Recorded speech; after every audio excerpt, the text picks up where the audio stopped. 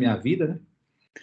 E para falar um pouquinho, assim, bem rapidamente de mim, a minha formação original é administração e ciências contábeis. Depois eu fui fazendo outros cursos, tal. Também tenho formação em aconselhamento biográfico e também fiz uma formação mais longa e depois ajudei até a construir a formação em pedagogia social de base antroposófica, que é a educação do adulto. E o meu tema da minha vida é estudar as organizações, como é que elas funcionam, como é que as pessoas podem ser felizes nas organizações, assim. Então, tem sido o tema que puxa a minha vida, né? E, para mim, eu tenho conversado com muitas pessoas sobre esse tema, né? A Fernanda me procurou para poder me falar sobre desenvolvimento social, e eu falei, então eu vou provocar o grupo.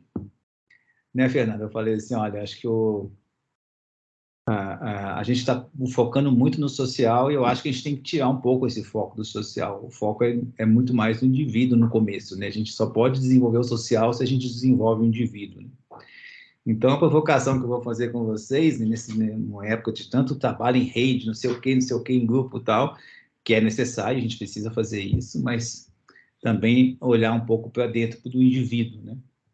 Então, a Fernanda falou do livre-arbítrio, então a provocação minha vai ser um pouco nesse sentido, de olhar para essa individualidade. Então, vou projetar uma tela, espero que vocês consigam enxergar, se vocês não enxergarem.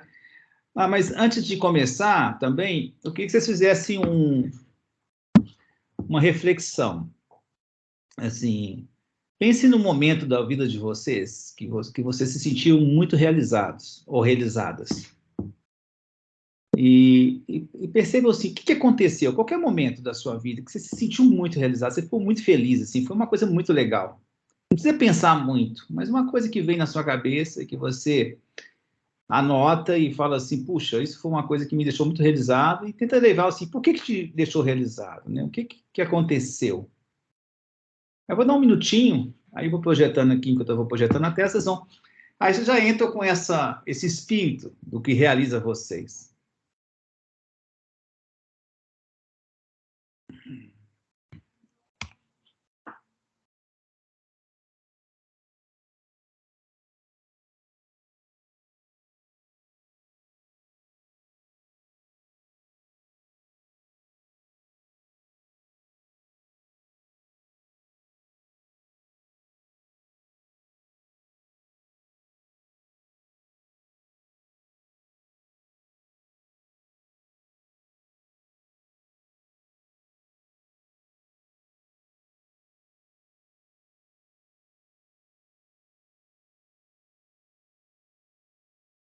Espero que vocês já tenham escrito.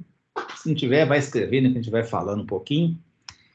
Eu gosto de abrir com... Vocês estão vendo minha tela, gente? Não, Sim, Fernando? Elcio, Ok. estamos vendo. Vou começar com essa frase do Campbell, que eu acho muito interessante, né? A gente precisa se dispor a abrir mão da vida que planejamos, a fim de encontrar a vida que espera por nós. Então, vou repetir. A gente precisa se dispor a abrir mão da vida que planejamos, a fim de encontrar a vida que espera por nós. Alguém quer comentar alguma coisa sobre essa frase? Uma ou duas pessoas querem comentar assim, como é que reverbera em vocês essa frase? Não?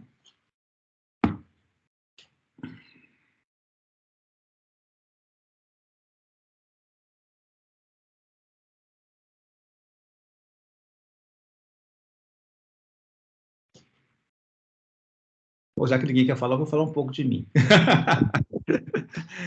Então, muitas coisas que eu havia planejado anteriormente, né, eu acabei tendo que abrir mão, porque a vida esperava algo de mim que era diferente daquilo que eu tinha planejado, né? Eu comecei trabalhando numa empresa familiar, fiquei até os 30 anos, anteriormente eu pensava que ficaria na minha vida inteira nessa organização, meu pai é um dos sócios, até que com 28 anos, eu comecei a me questionar se era realmente aquilo que eu queria fazer. Aí eu resolvi mudar, fui trabalhar numa empresa de turismo, fiquei 9 anos, uma empresa que cresceu muito, financeiramente me realizou, mas eu também fiquei me perguntando de novo, em algum momento, assim, mas isso não está me deixando feliz, né? O que a vida espera de mim? E aí foi quando eu comecei a trabalhar com consultoria, desde 2004, e também essa pergunta, de vez em quando, ela volta para mim, e eu tenho que refazer algumas coisas na minha vida. Então, é um pouco isso, assim.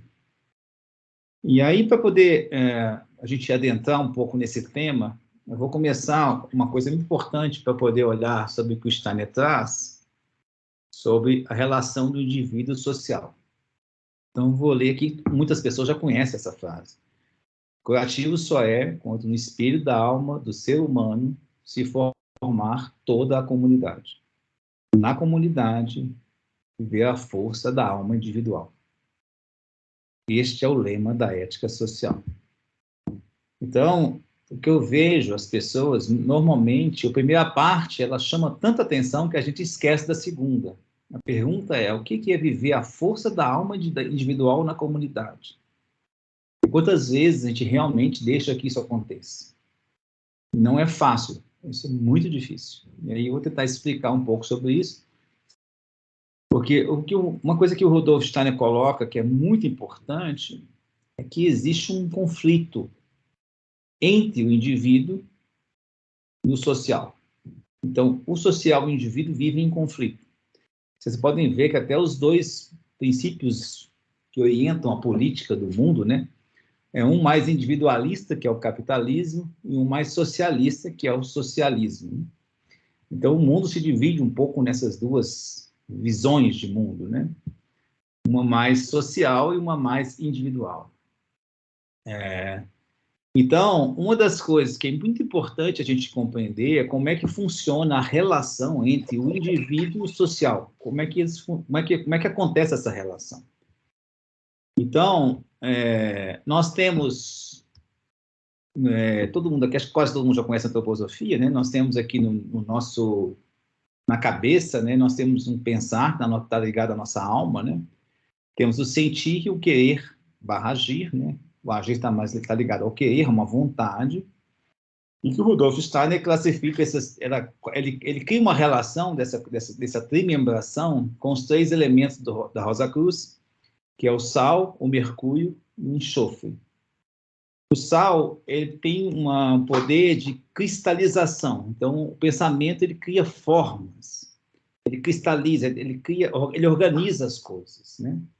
Mercúrio já tem uma capacidade de compensação e harmonização, por isso que ele é uma liga de metal, né? Ele era muito usado como liga de metal, hoje não usa mais, por exemplo, para fazer amálgama, né, de dente, porque ele é tóxico, né? Mas ele é uma liga muito importante, ele tem essa capacidade, e o enxofre tem essa capacidade, esse calor, né? E ele destrói, né? A gente tem ele no intestino, no aparelho digestivo, onde ele destrói os alimentos, né? Por isso, quando a gente solta o pum, é fedorento, porque o enxofre é bastante fedorento. Então, está ligado a isso, a esse enxofre. Então, quando você espelha no mundo social, o pensar, o conjunto de pensar, do pensamento das pessoas, forma uma cultura, né? Uma vida cultural. Eu coloquei mundo aqui, mas até a palavra vida fica até às vezes melhor. Tem uma vida cultural que está ligada à parte espiritual e à parte da educação, né, da arte, tudo é ligado a esse mundo cultural. No nível do sentir, onde a gente se estabelece nossas relações pelo sentir, nós temos um mundo jurídico e político que cuida das relações, pois eles criam as leis, né, e cuidam que essas leis sejam cumpridas. E no nosso nível do nosso querer, nós temos um mundo econômico, né, porque é onde nós atendemos às nossas necessidades. Só que o Steiner fala que uma coisa bastante interessante é que quando a relação do indivíduo com o social é espelhada, da mesma forma que nós enxergamos algo, e nós vemos algo invertido na nossa córnea, na nossa retina, perdão, a imagem está de cabeça para baixo,